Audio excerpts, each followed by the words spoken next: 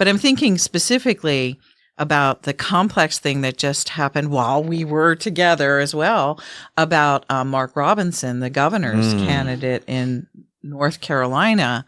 Oh my gosh. Talk about just levels of fabrication, levels of race. And so CNN did some hardcore tech research and discovered comments and texts, I guess, and things that he had said and written online 10 to 12 years ago. And you cannot change by AI or by backdating things that exist on the internet that you wrote 10 to 12 years ago. Is actually impossible, at least as of right now. All of these things were reprehensible. Referring to himself as a black Nazi, all kinds of very pornographic and terrible things that I do not wish to say, insults against trans people. I mean, it's just really, really, really bad. What was interesting to me is that he came out, and this is in North Carolina, and said, well, this is really just a high-tech lynching, quoting that Clarence Thomas from all those years ago. And I really needed you all to talk about this, because as soon as I heard that, I went, oh my gosh, talk about the layers of American history.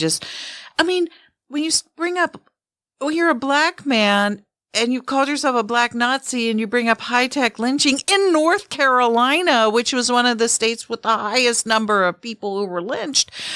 You can see. I have no words. Right. I mean, they say, it's bad in the article where they give a disclaimer at the front, like, watch out because this article contains explicit language and all of this stuff. This is, with Mark Robinson, a case of internalized racism and self-hatred.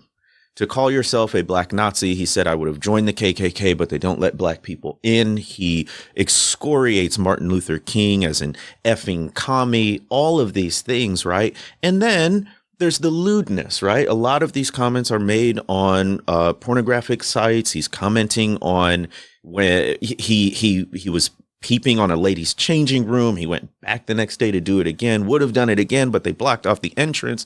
It is just lurid, right? And there's so many layers to this. One, does character count anymore, right? In leaders, right? Let alone elected officials.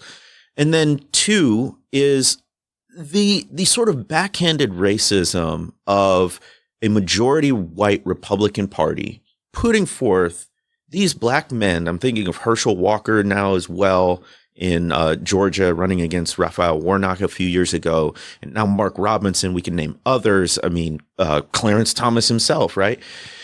Who represent the worst of human character in a lot of ways, but are black. And we are still often judged as a group. So the actions of a few reflect on the many.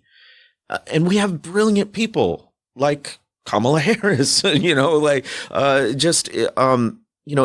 very least, whatever you think of their politics, at least people who take the role seriously, have some prudence, some temperance, if we want to use all these old school virtues, right? And I consider it a form of racism to put up these folks who we know aren't qualified just to sort of watch them fail. But they're hurting their own cause, right? Because he's trailing in the polls in the gubernatorial race in North Carolina. And this certainly won't help. But it was just mind-boggling. And he's not dropping out of the race. And I mean, what did y'all think?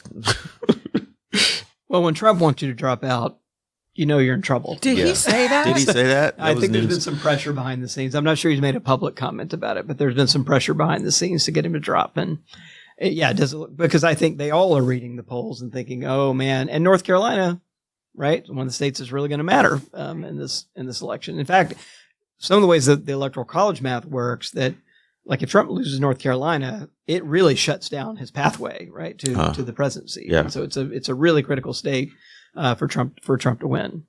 Well, you asked what we think, and one of the things that makes me very angry is the fact that, and I hadn't quite thought about it. In effect, you're setting up black men.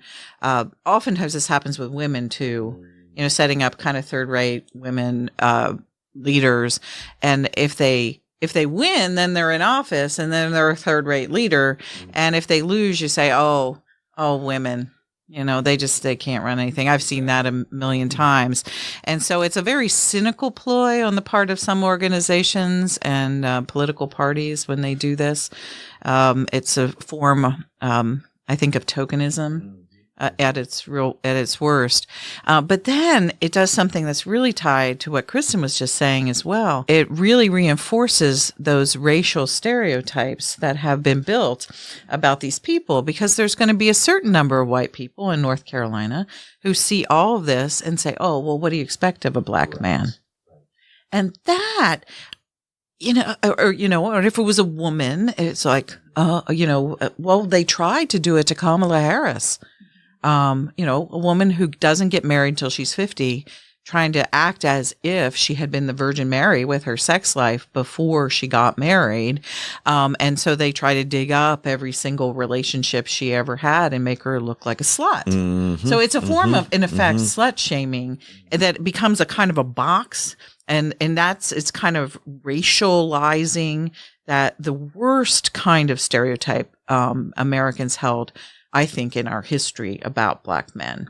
And so, some idiot who really is a poorly behaved human being and has clearly problems around his sexuality gets in there. And then some person in North Carolina who's white and who believes those kinds of stereotypes says, see, I told you. And then that affects the future of all black men and their success. And that makes me really angry. Exactly. Same here. And we have to be on our guard as citizens, as people who are engaging in politics, because it's so unfortunate that I think really the line for whether he should withdraw or not is he winning in the polls, not what he did, right? So a lot we can say on all of these things.